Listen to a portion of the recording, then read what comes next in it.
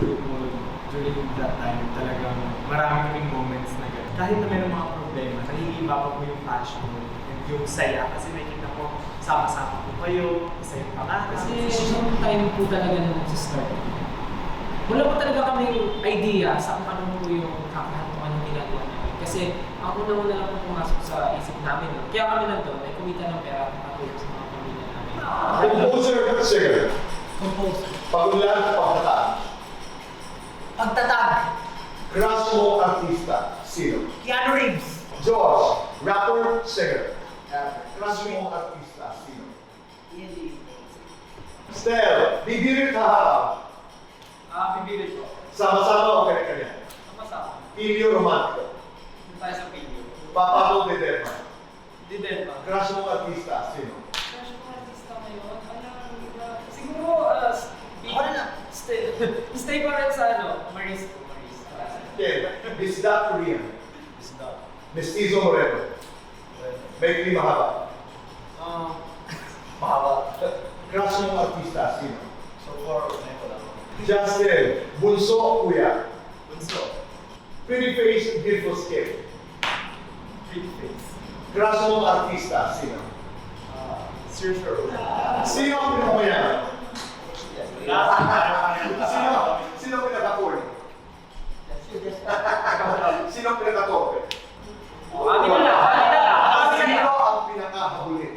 Nakahuli ng polis. Sino ang pinaka-marupok?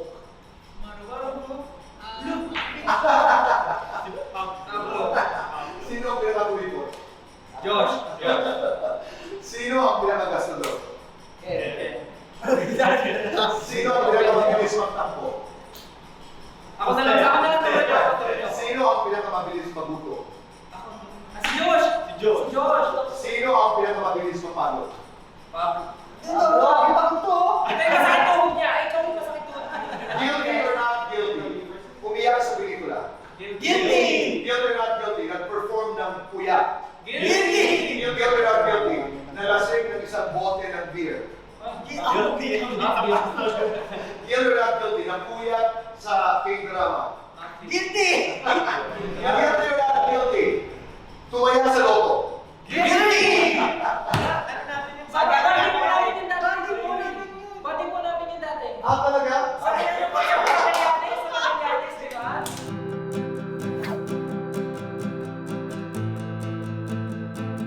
Kung may bibigyan kayo ng sapatos sa amin, bakit hindi ako? Ano ba yun? Oh, bakit? Tito Boy, payag ka ba mag-wig sa isang interview mo?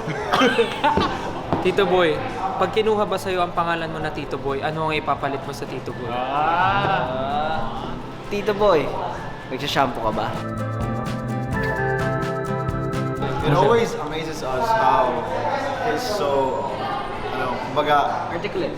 articulate pagdating sa mga interviews and very aware din siya sa kung ano yung dapat niyang itanong and not itanong sa amin.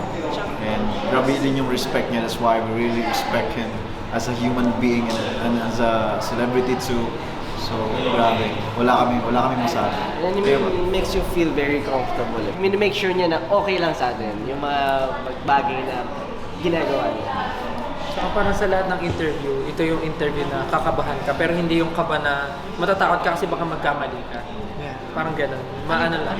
Feel safe. Dahil kaharap mo si... Oo, dahil kaharap ko siya. Pero yung mga tanong na sasabihin niya, di ka kakabahan. Kasi parang nag-uusap lang talaga kayo.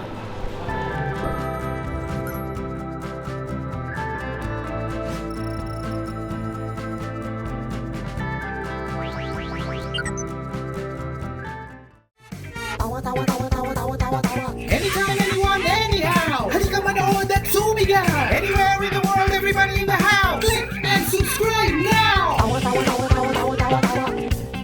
You